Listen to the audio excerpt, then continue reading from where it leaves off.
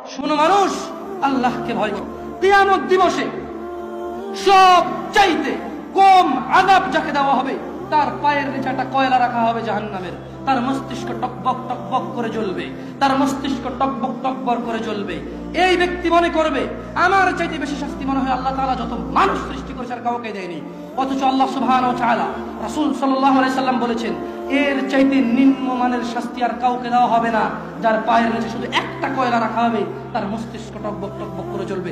আল্লাহ সুবহানাহু ওয়া তাআলা বলেন, ইউবাশশিরুনহুম, ও মুহাম্মদ সাল্লাল্লাহু আলাইহি সাল্লাম আপনি দেখবেন অপরাধীরা যারা ঘুষ নিয়ে ব্যস্ত, সুদ নিয়ে ব্যস্ত, জিনা নিয়ে ব্যস্ত, মদ নিয়ে ব্যস্ত, জুয়া নিয়ে ব্যস্ত, মিথ্যা নিয়ে ব্যস্ত, আযানকে পরোয়া করে না, সালাতকে পরোয়া করে না, বেনামাজি হওয়াকে কুফরি মনে করে না। ইউবাশশিরুনহুম, আপনি দেখবেন ইয়াওয়াদুল মুজরিম, এই অপরাধীগুলো লাউ ইফতাদি মিন আযাবি ইয়াউমিযিন বিবানি, তারা আল্লাহকে বলবে, ইয়া আল্লাহ, ইয়া আল্লাহ এই ছেলেকে নিয়ে নেন, ইয়া আল্লাহ এই ছেলেকে জাহান্নামে দিয়ে দেন, আমার মুক্তিপণ হিসেবে আমি ছেলেকে দিয়ে দিলাম, আমাকে আজকে আপনি জাহান্নামের আগুন থেকে বাঁচিয়ে দেন।